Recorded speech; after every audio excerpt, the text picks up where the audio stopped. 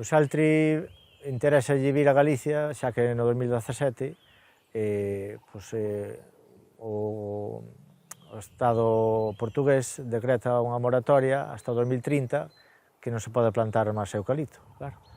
E ve en Galicia onde podría instalarse. Bueno, xa que expoliamos Portugal, vamos a expoliar un poquinho Galicia, non? A maneira máis fácil de meterse no noso país que da man da Xunta.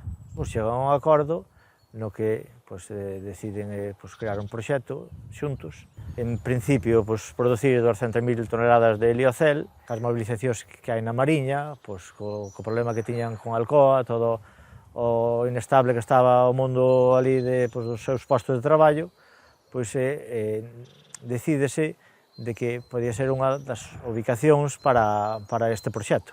Dá un xiro bastante radical cando realmente lle outorgan a ubicación a Palas de Rei, deixando outras 40 ubicacións, entre elas a Mariña e as Pontes, sin ese prezado proxecto que nos vendían como tan bon para a nosa economía.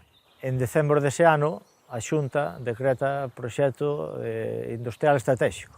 Que quere dicir con eso?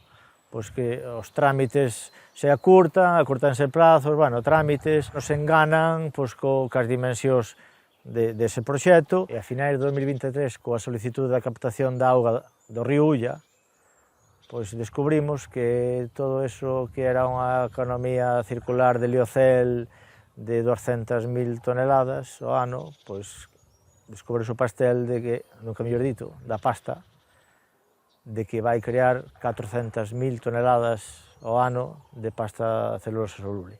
Que é Altri? Altri é a repetición do que temos xa en Galiza, de ENCE.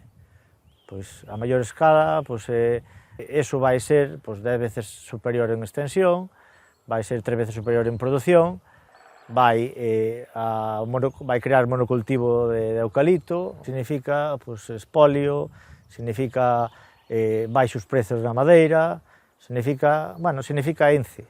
Falando dos postos de traballo, todo que nos dixeron que eran mellor 2.500 postos de traballo, que ao final quedouse en 10 veces menos, non? 250 postos de traballo. Na balanza do que destrui e do que crea, o tecido que temos aquí de a agrogandería, a forestal, non é só a forestal de eucalipto, non? Hai plantacións de vino, de carballos, de castaños, eso tamén se vería afectado polo monocultivo.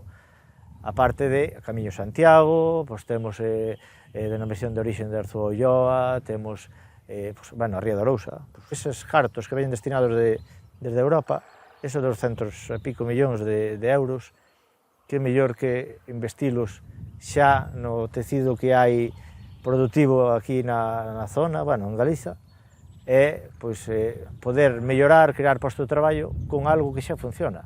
Como impacto desta macroindustria, vemos que vai ser un consumo moi elevado da auga do río Ulla, que a captación de 46.000 metros cúbicos de auga, que afectaría tamén a biodiversidade da zona, do río, e que tamén afectaría ao consumo animal e humano, xa que moitos concellos se nutren desta auga para o uso cotidiano.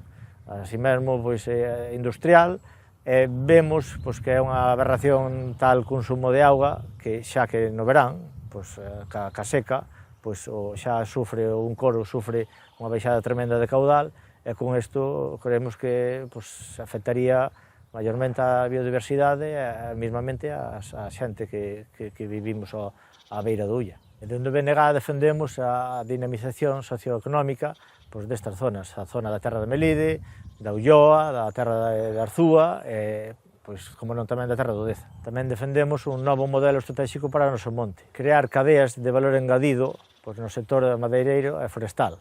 Quere dicir con eso, cerrar círculo e que revirta en outras empresas do noso país. Crear un plan de mellora da calidade da auga e da biodiversidade do río Ulla, tamén a rexeneración e reactivación da Ría de Arousa.